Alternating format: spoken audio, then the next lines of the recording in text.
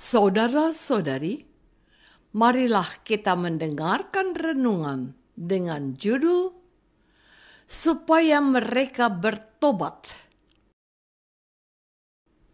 yang berdasarkan pada Injil Markus bab 6 ayat 12 dan 13. Lalu pergilah mereka memberitakan bahwa orang harus bertobat, dan mereka mengusir banyak setan dan mengoles banyak orang sakit dengan minyak dan menyembuhkan mereka. Dalam nama Bapa dan Putra dan Roh Kudus. Amin. Saudara-saudari terkasih dalam nama Tuhan Yesus Kristus. Untuk apa kita hidup? Mungkin pertanyaan seperti ini jarang ditanyakan atau muncul dari dalam pikiran kita.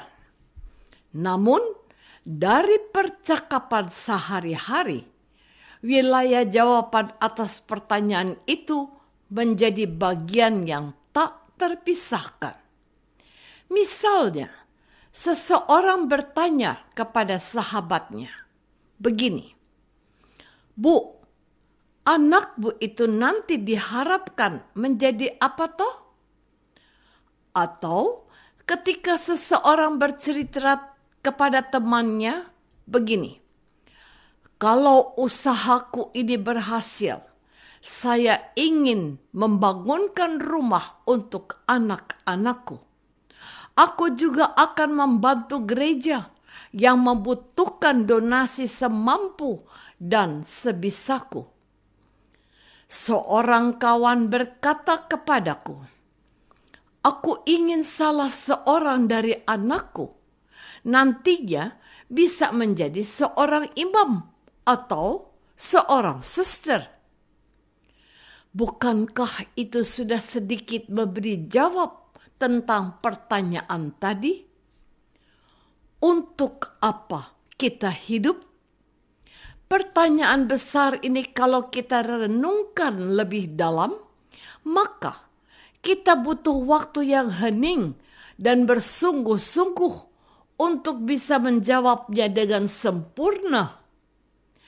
Ada yang menjawab begini, "Supaya aku hidup berkecukupan dan bahagia." Yang lain berkata, "Supaya aku bisa membahagiakan kedua orang tuaku." Juga ada yang berkata, "Aku ingin menjadi orang baik yang kelak bisa diterima Tuhan dalam surga kalau sudah selesai tugasku di dunia ini." Saudara-saudari terkasih, orang Jawa berkata, "Urip iku mau mampir ngombe." Artinya apa? Setelah minum, kita harus meneruskan perjalanan kita. Perjalanan kemana? Ke alam keabadian. Bersatu dengan yang menjadikan kita. Melebur dan menyatu dengan Sang Pencipta. Dalam bahasa Injil dikatakan, "Marilah, hai kamu yang telah setia, masuklah dalam kebahagiaan Tuhanmu." Untuk masuk dalam keabadian, untuk sampai ke dalam kerajaan surga, untuk bersekutu dengan Tuhan, ada yang harus kita kerjakan. Yang harus dilakukan adalah bertobat. Pada saat tampil di hadapan umum, Tuhan Yesus mewartakan hal itu. Firman-Nya, "Bertobatlah, sebab kerajaan Allah sudah dekat." Hari ini, Ia mengatakan hal yang sama kepada para murid yang akan diutusnya, dengan memberitakan bahwa orang harus bertobat. Selama hidup di dunia ini, orang harus memanfaatkan waktu minum itu dengan sebaik-baiknya. Menjadi berkat, menata hidupnya sedemikian rupa agar menjadi orang baik dan benar. Singkat kata, orang harus bertobat. Mengapa orang harus bertobat? Karena memang itulah yang dikehendaki oleh Allah sendiri. Saudara-saudari terkasih, apa yang dikehendaki oleh Allah? Allah menghendaki supaya orang tidak lagi hidup dalam pesta pora dan hura-hura. Orang harus menyadari bahwa hidup ini harus diisi dengan hal-hal yang berguna dan bermanfaat. Orang harus bertobat dari perilakunya yang tersesat dan tidak sesuai dengan kehendak Allah. Orang harus berhenti dengan kesibukannya mendengarkan dirinya sendiri dan mulai mendengarkan apa yang menjadi kehendak Allah. Kalau Tuhan Yesus berseru, bertobatlah, itu berarti mereka harus menyadari bahwa Allah ada di sini dalam diri Yesus. Karena Allah ada di sini, maka cara dan gaya hidupnya harus disesuaikan dan berpadanan dengan kehendak Tuhan. Kalau demikian, apa yang harus kita lakukan? Santo Yohanes Pembaptis memberikan jawaban seperti ini. Barang siapa mempunyai 2 helai baju, hendaklah ia membagikannya dengan yang tidak punya. Dan barang siapa mempunyai makanan, hendaklah ia juga berbuat demikian. Kepada pemungut cukai ia berkata, jangan menagih lebih banyak daripada yang telah ditentukan bagimu. Kepada para prajurit ia mengatakan, jangan merampas dan jangan memeras, dan cukupkanlah dirimu dengan gajimu. Apa yang dikatakan oleh Yohanes masih sangat relevan sampai hari ini. Bertobat bukan sekedar mengeluh dan meminta, kasihanlah kami ya Tuhan. Sebab pertobatan adalah sebuah aksi, sebuah tindakan yang nyata. Tuhan Yesus mengutus para murid-Nya untuk mengajak orang bertobat.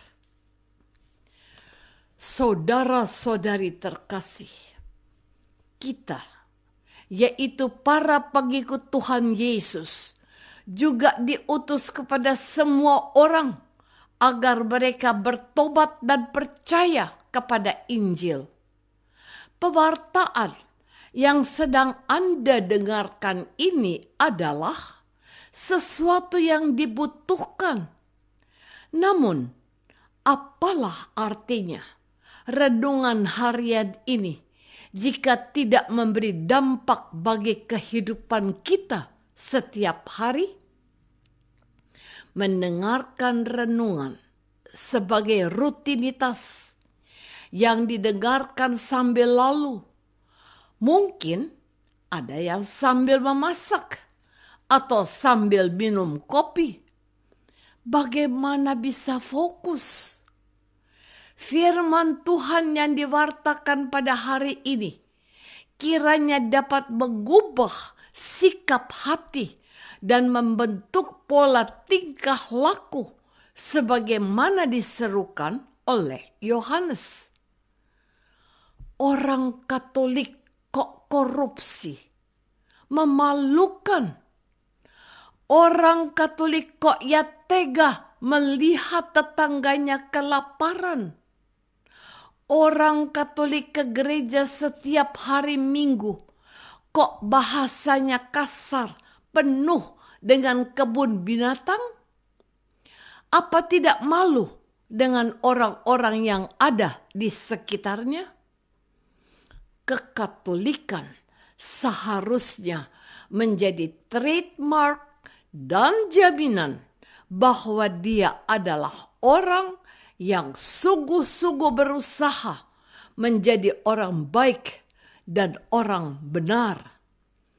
Itulah tujuan pewartaan setiap hari dalam media ini, supaya engkau bertobat dan menjadi murid Kristus yang teruji dan terpuji.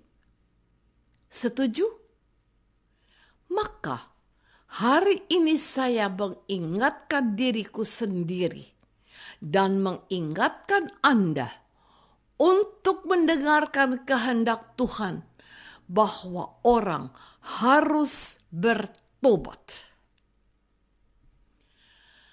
Apakah hidupku sebagai pengikut Tuhan Yesus sudah menunjukkan sikap pertobatan?